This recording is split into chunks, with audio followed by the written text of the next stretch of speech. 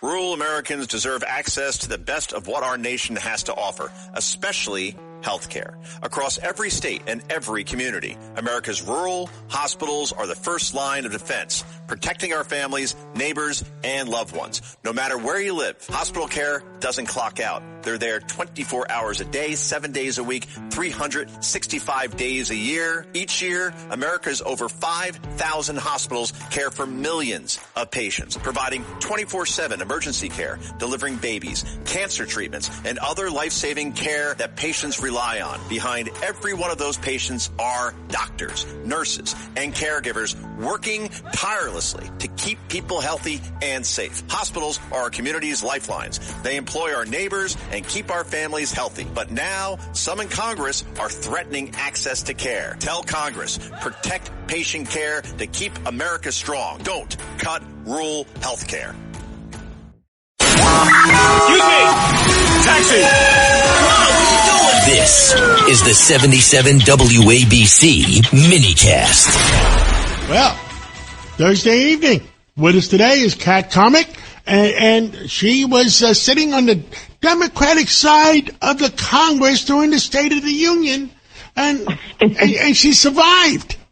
And Kat, I heard you had a great time at the State of the Union. I understand that there's a lot of your Democratic friends that are very upset with you. Give us an update of what the heck happened.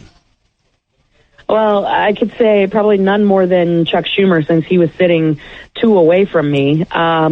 He basically was cutting his eyes and glaring at me all night, because every single time the president touted another accomplishment, I would stand up and clap and cheer, and I would look around at the Democrats around me saying, what's wrong with you people? Why can't you stand up for America? I mean, it's just so silly to me, and I really do believe that you've got to lead by example, which is why I'm always going to stand for America rather than sit on my hands. And it was a very stark contrast, and cracked me up that the media kept saying, who's that lady in the red dress? And you never found out. I mean, I can't understand that if you have a choice of American citizens and you have a choice of migrants, why the Democrats take the migrant side? I mean, it makes no sense. It makes no sense. And the worst part was when we were standing up and honoring and clapping for some of our American heroes, like the 100-year-old World War II veteran who received the Medal of Honor, or the young man who flew the helicopter in the Venezuela operation.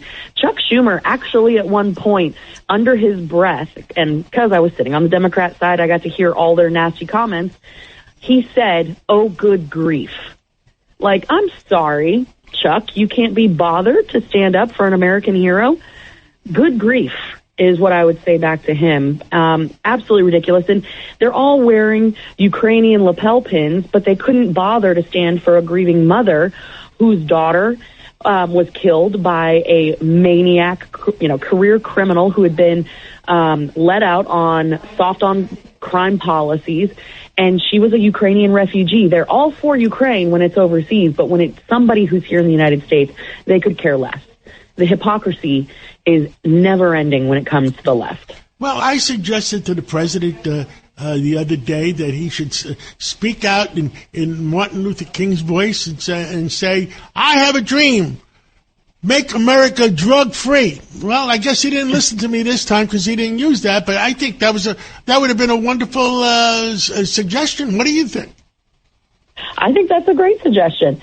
But if there's anything that my experience at this last State of the Union taught me, and in years past I've sat on the Republican side, but having sat on the Democrat side, listening to their commentary, being the only one standing in a sea of people sitting, I now understand that they would much rather see the country fail than see President Trump succeed. That is how far their Trump derangement syndrome has gone. And when did this happen in America? When did the Democratic Party? I mean, is there people in the Democratic Party that are forcing this situation? I think it's their leadership.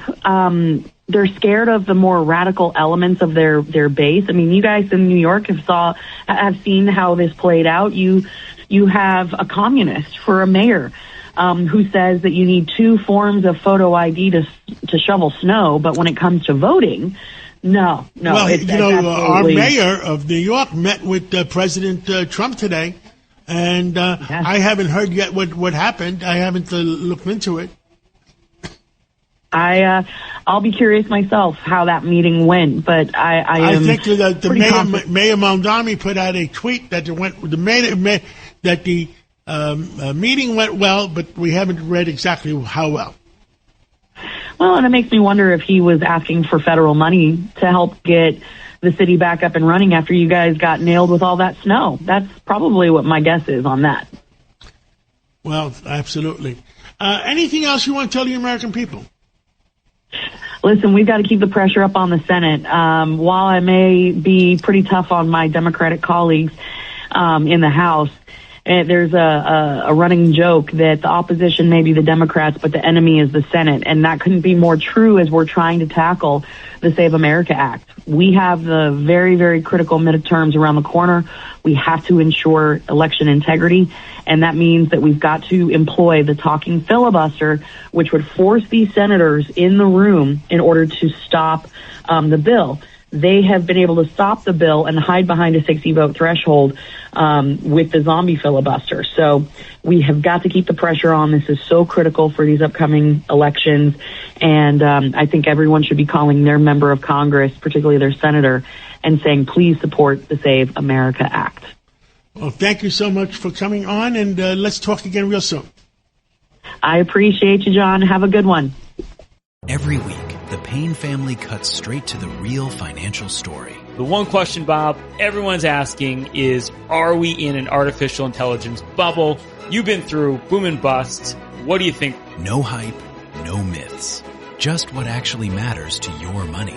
Does feel very similar to what we experienced in the 90s. Where are we, though? Are we in 1995, 1997, 1999? Listen to the Pain Points of Wealth on the Red Apple Podcast Network.